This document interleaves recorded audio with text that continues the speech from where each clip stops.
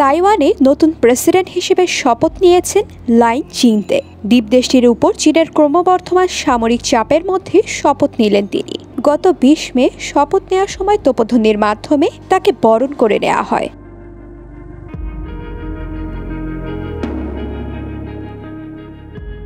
নতুন প্রেসিডেন্ট হিসেবে শপথ নিয়ে চীনকে হুঁশিয়ারি দিয়েছেন উইলিয়াম লাই চিংতে।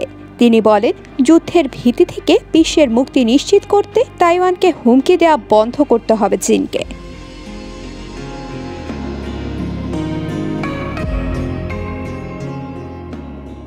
উদ্বোধনী ভাষণে ৬৪ বছর বয়সী লাই চিংতে বলেন, শান্তি অমূল্য, যুদ্ধে কেউ লাভবান হয় না।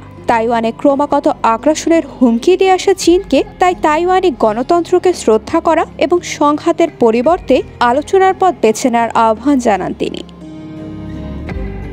উল্লেখ্য, তাইওয়ান নিজেদের স্বাধীনতা ঘোষণা করলেও চীন সেটা মানে না, বরং তাইওয়ানকে তারা নিজেদের বিচ্ছিন্ন হয়ে যাওয়া অংশ মনে করে, যারা একদিন পুনরায় একত্রিত হবে।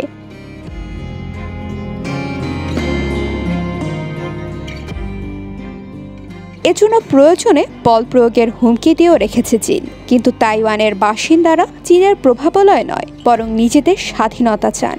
সে কারণে জানুয়ারির প্রেসিডেন্ট ও পার্লামেন্টারি নির্বাচনের ভোটে স্বাধীনতার পক্ষে শক্ত অবস্থানে থাকা ডেমোক্রেটিক প্রোগ্রেসিভ পার্টি ডিপিপির প্রার্থী লাই চিংতেকে তারা বেছে নিয়েছেন।